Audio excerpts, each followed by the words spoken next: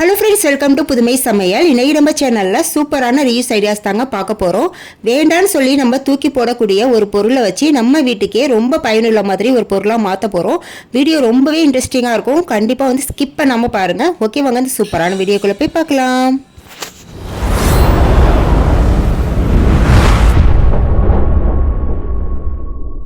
இன்றைக்கி நம்ம ரீயூஸ் பண்ண போகிறது இதுதாங்க. இந்த கூடையை வச்சு தான் நம்ம ரீயூஸ் பண்ண போகிறோம். இது என்ன கூடை அப்படின்னு பார்த்தீங்கன்னா, கடைகளில் வந்து காய்கறிகள் பழங்கள்லாம் வந்து வச்சு சேல்ஸ் பண்ணுவாங்க பாருங்கள், அந்த கூடை தாங்க இது. இந்த கூடை வந்து நீங்கள் பழைய பொருட்கள் போடுற ஜாமான் கடை இருக்கும் பாருங்கள், அங்கே வந்து கண்டிப்பாக கிடைக்கும். உங்ககிட்ட இருந்தால் யூஸ் பண்ணிக்கோங்க, இல்லைனா அங்கே போய் கேட்டு வாங்கிக்கோங்க. நானுமே வந்து அங்கே தான் வாங்கிட்டு வந்தேன். ஒரு 50 ரூபா கொடுத்தீங்கன்னா இந்த மாதிரி கூடை வந்து பழைய கூடையாக இருந்தால் உடஞ்சி டேமேஜ் ஆன கூடை அந்த மாதிரி கூடைலாம் நம்மளுக்கு கொடுப்பாங்க. நான் வந்து ஒரு 50 ரூபாய்க்கு இந்த 3 கூடையும் வாங்கினேங்க. இது உள்ளெல்லாம் பார்த்தீங்கன்னா நல்லா டேமேஜாக தான் இருக்குது. இதே தான் வந்து நம்ம ரீயூஸ் பண்ண போகிறோம். இப்போ வந்து நான் ஒரு 3 கூடை வந்து எடுத்துருக்கேங்க. 3 கூடையை வந்து ஒன்றுக்கு மேலே ஒன்று இந்த மாதிரி கரெக்டாக வச்சுக்கோங்க. லாஸ்ட்டாக மேலே இருக்கிற கூடை வந்து கீழே இருக்கிற கூடையோட கொஞ்சம் சின்ன சைஸாக இருக்குங்க.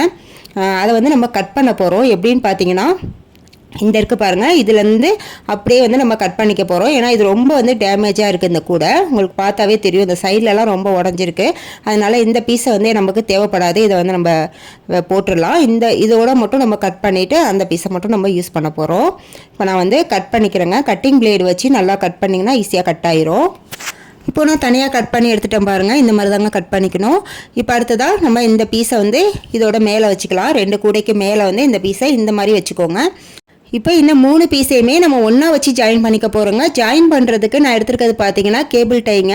கேபிள் டை போட்டு ஜாயின் பண்ணும்போது நமக்கு வேலையும் ரொம்பவே ஈஸியாக முடியும். அதே சமயம் நல்லா ஸ்ட்ராங்காகவும் இருக்குங்க. அப்படி இல்லைனா நீங்கள் கட்டு கம்பி கூட போட்டு ஜாயின் பண்ணிக்கலாம், உங்கள் விருப்பம் தான்.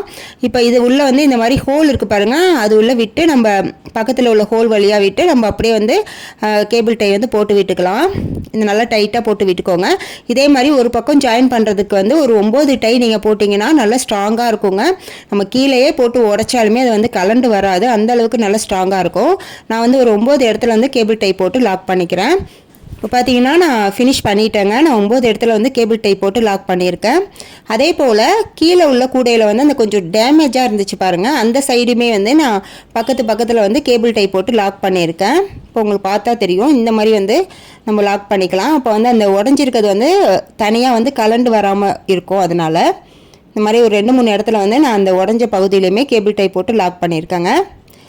இப்போ அடுத்ததாக வந்து நம்ம மேலே இன்னொரு ட்ரே கட் பண்ணி வச்சுருந்தோம் பாருங்கள், அதை வந்து இது மாதிரி வச்சு இதையுமே வந்து நம்ம கேபிள் டை போட்டு லாக் பண்ணிக்கலாம்.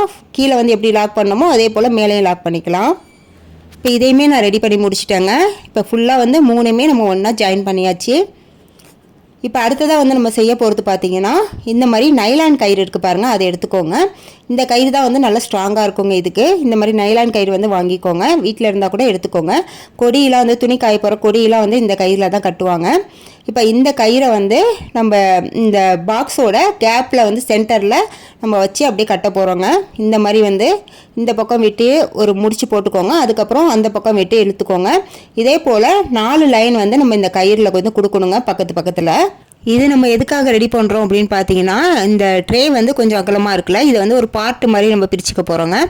அதனால தான் வந்து நம்ம இது மாதிரி ரெடி பண்ணுறோம்.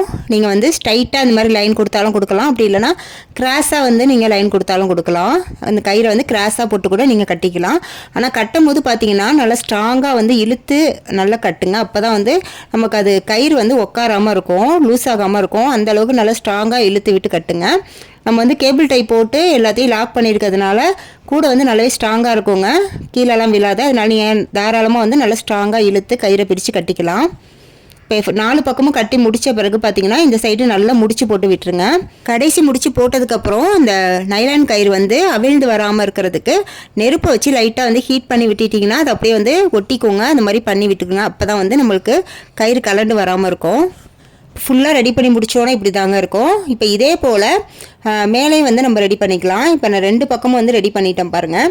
அடுத்து நான் எடுத்துருக்கிறது பார்த்தீங்கன்னா, இந்த மாதிரி கார்ட்போர்டில் ரோல் இருக்கும் பாருங்கள், அதாவது வால் ஸ்டிக்கர்லாம் நம்ம வந்து ஆன்லைனில் வாங்கும்போது இந்த மாதிரி ரோலில் வச்சு கொடுப்பாங்களே, இந்த ரோல் தாங்க நான் எடுத்திருக்கேன். இது வந்து கொஞ்சம் திக்கான ரோலுங்க நல்லா.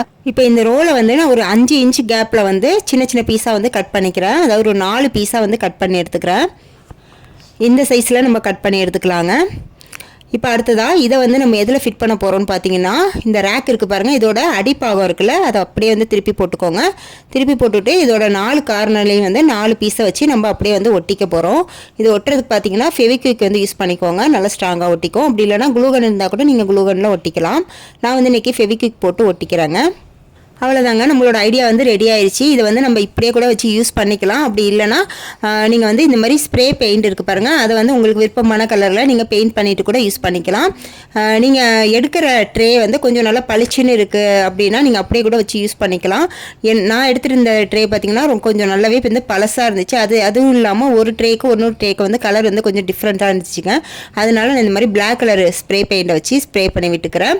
நம்ம பெயிண்ட் பண்ணுறதோட இந்த மாதிரி ஸ்ப்ரே பண்ணும்போது நமக்கு ஈஸியாக வேலை முடிஞ்சிருங்க. ஸ்ப்ரே பண்ணிவிட்டு கொஞ்ச நேரத்தில் அது வந்து காஞ்சிருங்க. அதுக்கப்புறம் நம்ம யூஸ் பண்ணிக்கலாம். இதை வந்து நம்ம எதுக்கு யூஸ் பண்ணுறோம் அப்படின்னு சொல்லிட்டு உங்களுக்கு ஆல்ரெடி தெரிஞ்சிருக்கும். ஷூ ரேக்காக தாங்க நம்ம இதை வந்து யூஸ் பண்ண போகிறோம்.